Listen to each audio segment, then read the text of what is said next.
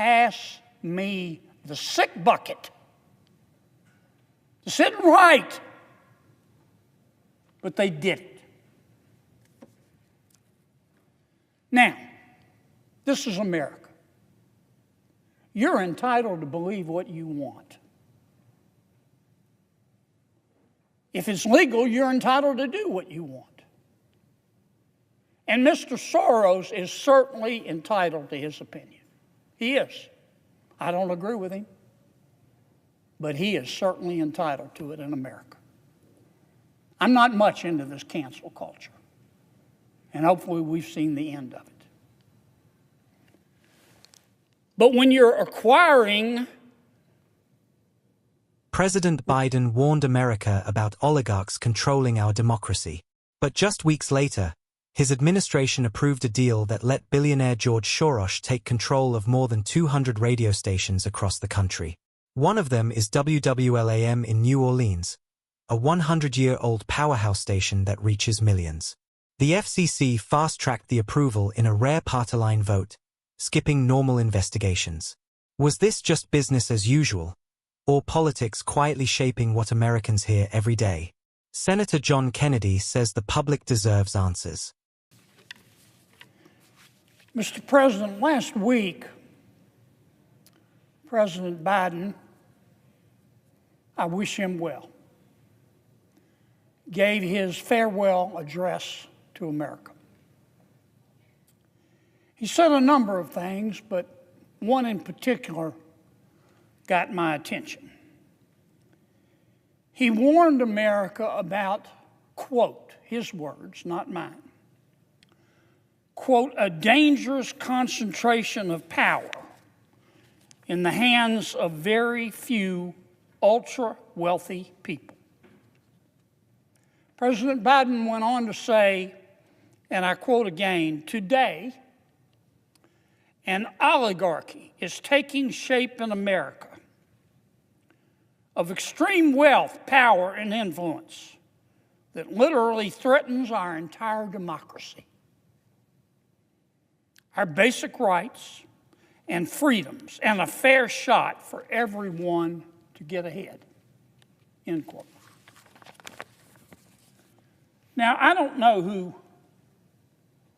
President Biden was talking about. But I know one particular circumstance about which I'm going to speak that fits his warning. Again, I don't know if the circumstance I'm about to describe is what President Biden meant, but if the shoe fits, wear it, Cinderella. Let me cut to the chase. Mr. George Soros is an oligarch. He's one of the wealthiest people in the world. He's a friend of President Biden's. Nothing wrong with that. In fact, President Biden just gave him, I think, the highest civilian honor that a president can give to a civilian, the Presidential Medal of Freedom. Mr. George Soros is buying WWL AM radio in New Orleans. Let me say that again. That may not mean much to you, Mr. President, but it means a lot to my people in Louisiana. Mr. George Soros is buying WWL AM radio in New Orleans. WWL AM radio is practically an institution in my state. It's been around since 1922. 1922. Over 100 years. It's a clear channel. It's what the communications experts call a clear channel Class A station. Its transmitter power output is about 50,000 watts. That's a lot, folks. That's the maximum for commercial AM stations in the United States. It's the lead station on the New Orleans Saints radio network. It's an important station. And Mr. George Soros is buying it. Now, what does that mean, and how did this happen?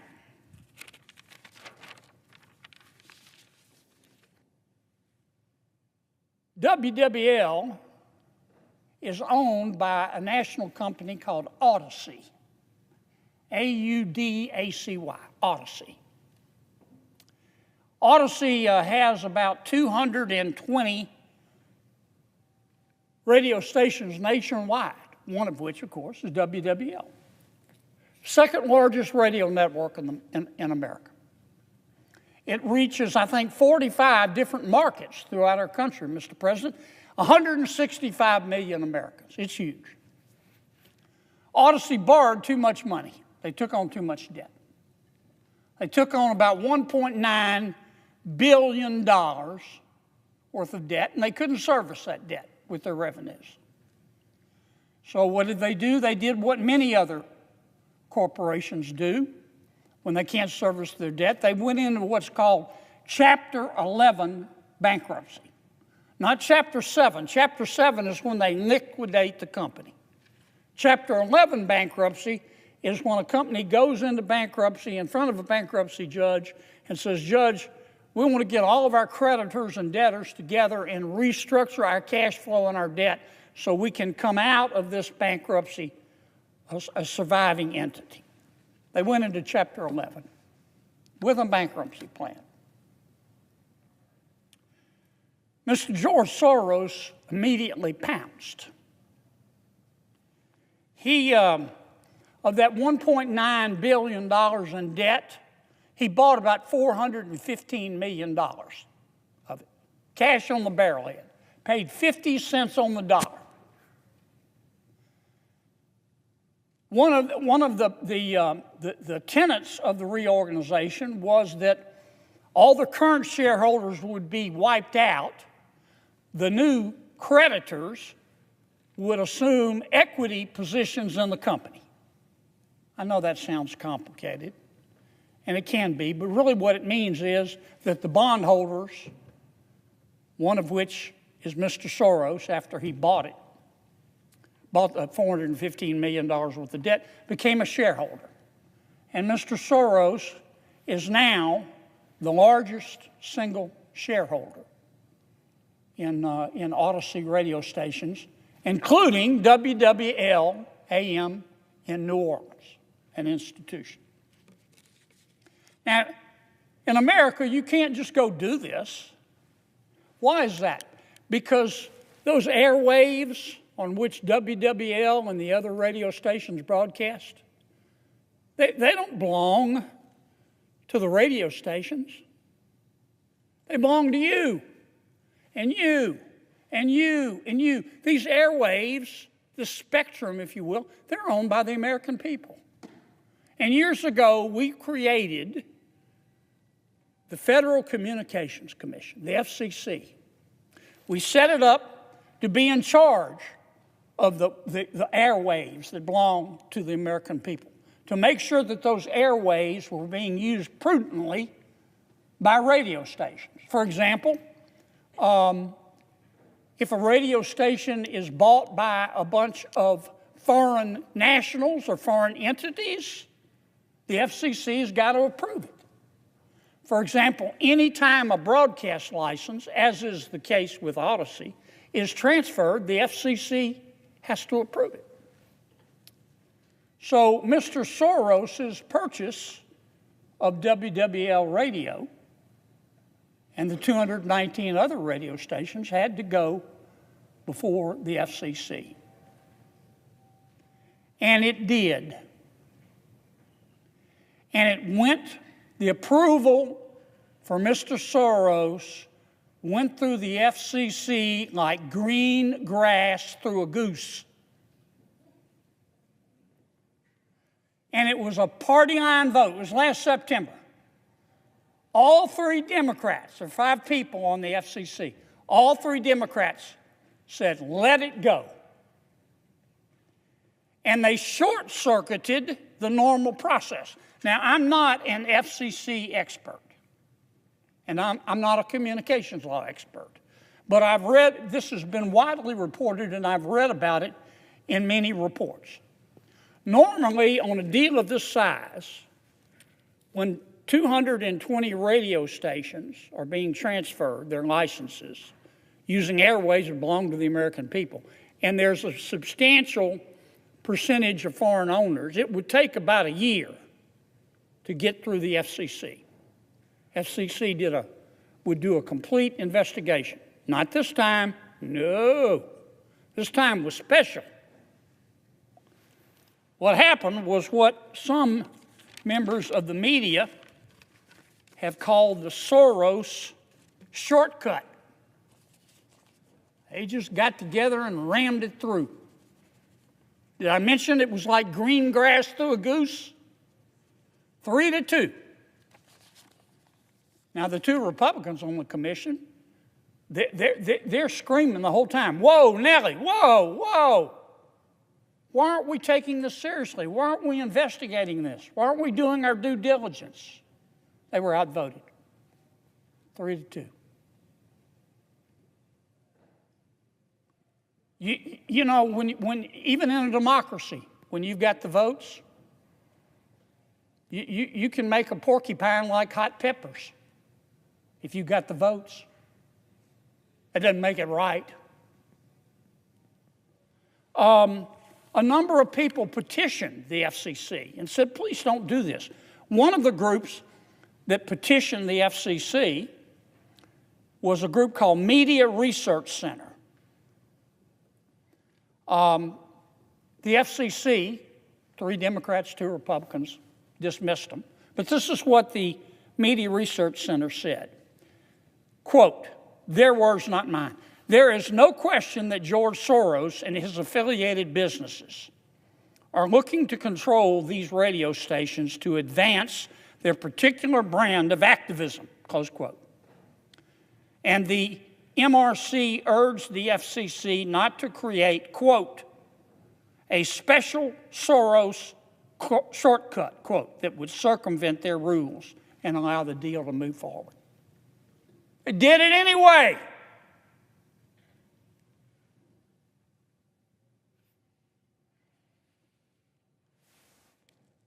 Here's what Mr. Troy A. Miller, NRB president and CEO, said.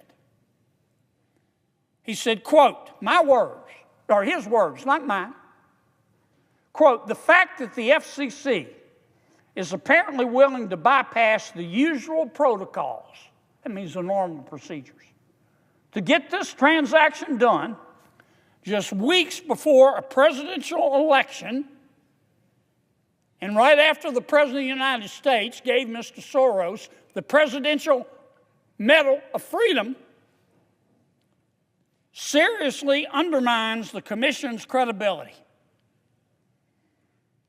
and raises unwarranted questions of whether administrative processes are being manipulated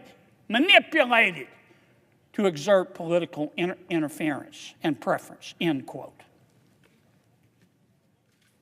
Here's what one of the Republican members of the FCC in dissent said, quote, Commissioner Brendan Carr, who's soon to be chairman of the FCC, now that there's a new sheriff in town. Here's what Mr. Carr said. The Commission's decision today, approving Mr. Soros's plan, is unprecedented.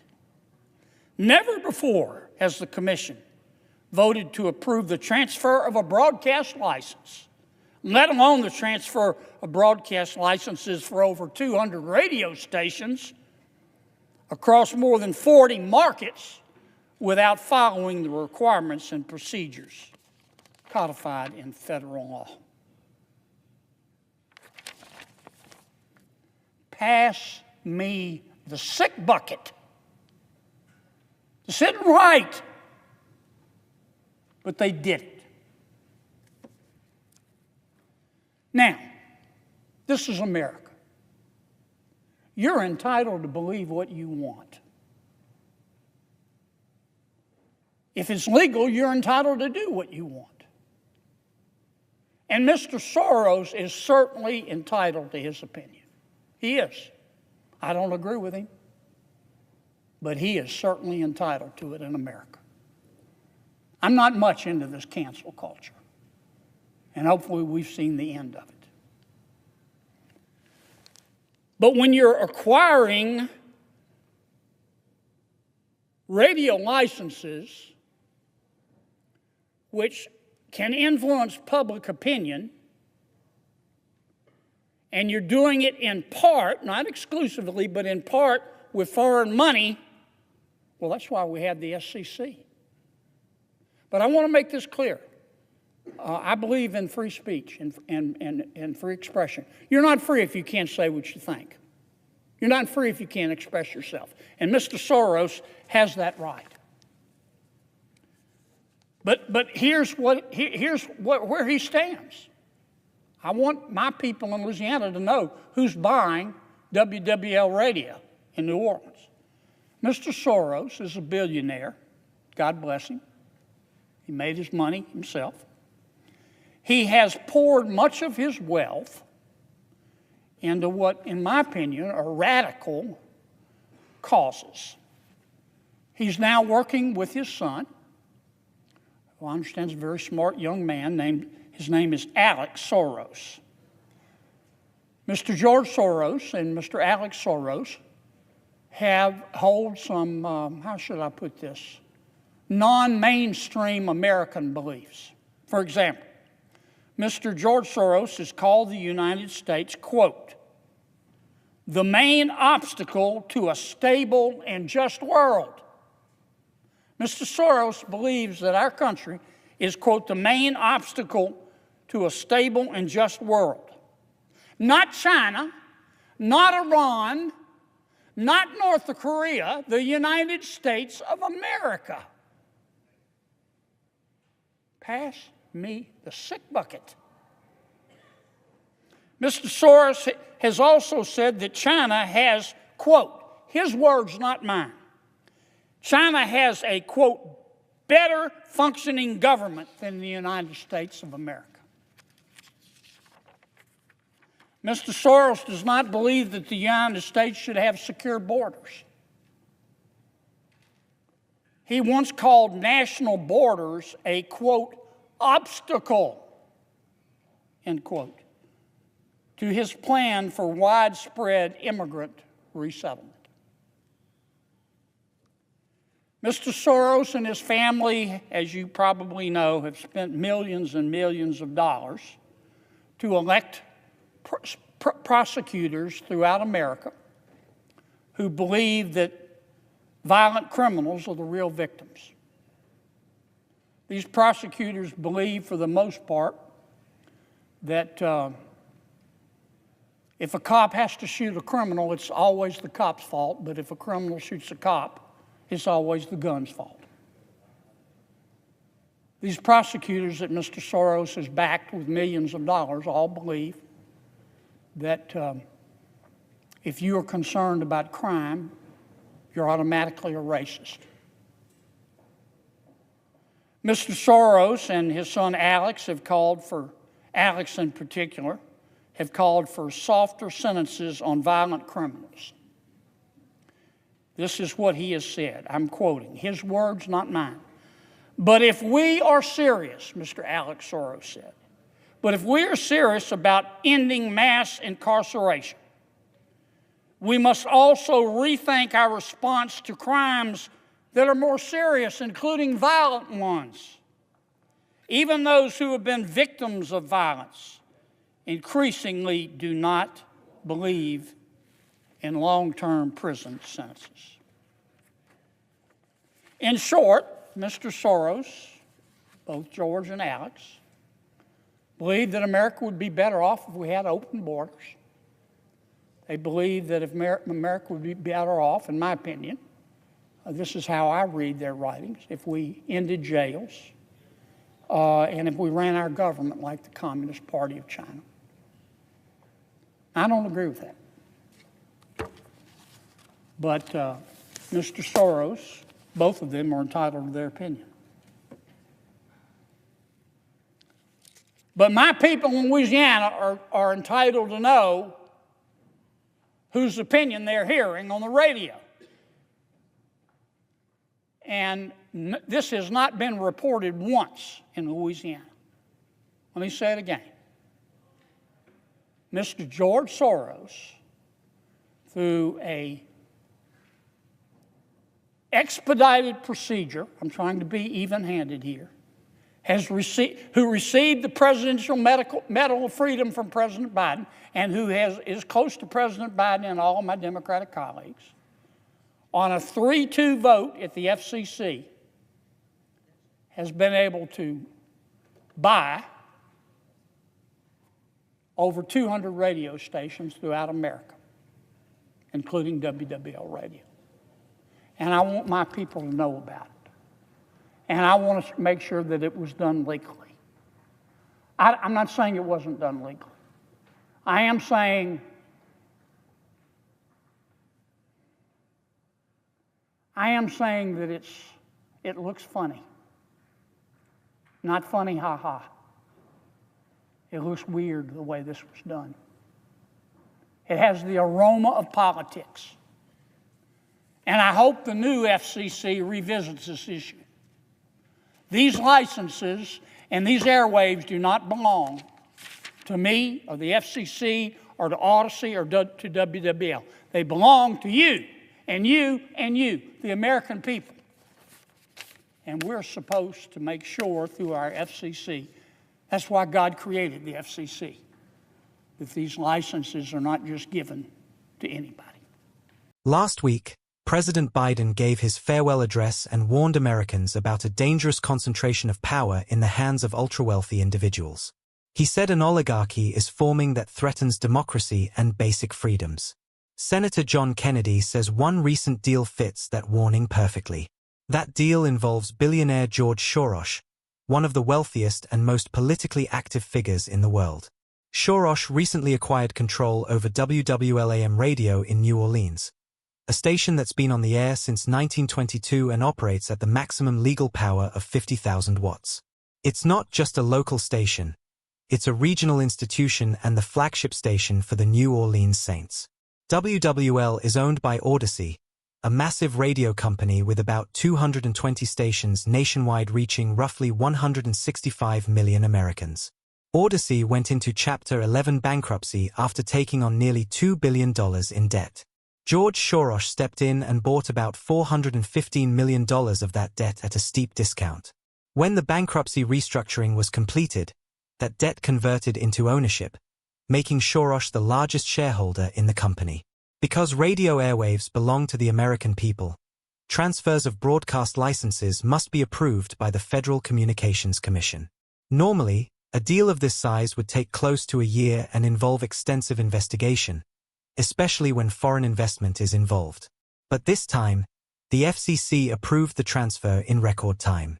In a 3-2 vote along party lines, the Democrat majority pushed it through, overruling objections from Republican commissioners who warned the process was being rushed without proper scrutiny. Critics called it the Soros shortcut. Outside groups and FCC dissenters said the approval was unprecedented and warned it could undermine public trust in the commission. They also raised concerns about political influence, noting the timing of the approval, shortly before an election and soon after Soros received the Presidential Medal of Freedom. Senator Kennedy emphasized that Soros has every right to his opinions and his speech.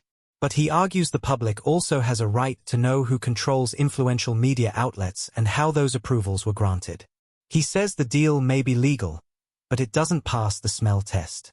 Kennedy is now calling on a new FCC leadership to revisit the transaction and ensure the public interest was truly protected. His message is simple. These airwaves don't belong to billionaires or bureaucrats. They belong to the American people.